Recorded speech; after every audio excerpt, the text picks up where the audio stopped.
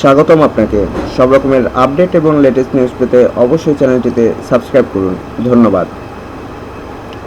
ধ্বংসের মুখে hotel Raintree. দুই তরুণীকে ধর্ষণের ঘটনায় বনানীর হোটেল রেইনট্রি ধ্বংসের মুখে পড়েছে বলে দাবি করেছেন হোটেলের ব্যবস্থাপনা পরিচালক BAH আদনান হারুন। তিনি বলেন, আমাদের কর্মীরা পদে পদে লাঞ্ছিত হচ্ছেন। জাতীয় মানবাধিকার কমিশন কার্যালয় থেকে ফেরার পথে তিনি সাংবাদিকদের এ কথা বলেন। হোটেলে দুই তরুণী ধর্ষণের ঘটনায় জাতীয় মানবাধিকার কমিশনের গঠিত তদন্ত কমিটির জিজ্ঞাসাবাদের মুখোমুখি হয়েছেন হোটেলের MD ও GM। বৃহস্পতিবার বিকেল 4:20 কমিশনের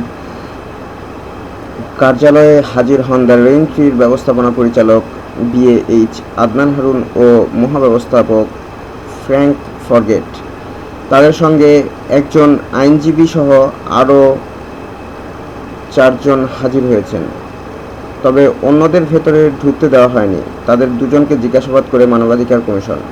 রেইনট্রির MD বলেন, এখানে মানবাধিকার লঙ্ঘনের কোনো ঘটনা ঘটলে আমরাও শাস্তি চাইছি। সবসময় আমরা আইন শৃঙ্খলা রক্ষাকারী বাহিনীতে সহায়তা করে যাচ্ছি। গত 23 মে এক চিঠির মাধ্যমে তাদের জিজ্ঞাসাবাদের জন্য মানবাধিকার কমিশন কার্যালয়ে তলব করে তদন্ত কমিটি।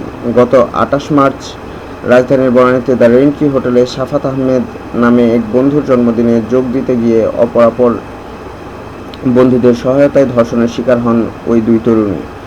ওই ঘটনার 40 দিন পর গত 6 মে সন্ধ্যায় বনানী থানায় 5 জনকে আসামি করে মামলা করেন তারা। মামলার এজাহারভুক্ত 5 আসামি হলেন সাফাত আহমেদ, তার বন্ধু সাদমান সাকিব ও নাইম আশরাফ, সাফাতের গাড়ি চালক বিল্লাল ও তার দেহরক্ষী আবুল কালাম আজাদ ওরফে রহমত আলী।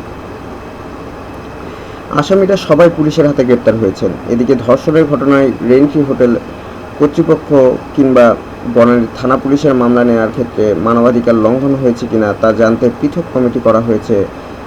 জাতীয় মানবাধিকার কমিশনের সার্বক্ষণিক সদস্য নজরুল ইসলাম আহ্বায়ক করে গঠিত 5 সদস্যের তথ্য অনুসন্ধান কমিটিতে আছেন জাতীয় মানবাধিকার কমিশনের অবৈতনিক সদস্য নুরুল নাহার ওসমানী, এনামুল হক চৌধুরী ও পরিচালক শরীফ উদ্দিন। সদস্য সচিবের দায়িত্ব পালন করছেন সহকারী পরিচালক M রবিউল ইসলাম।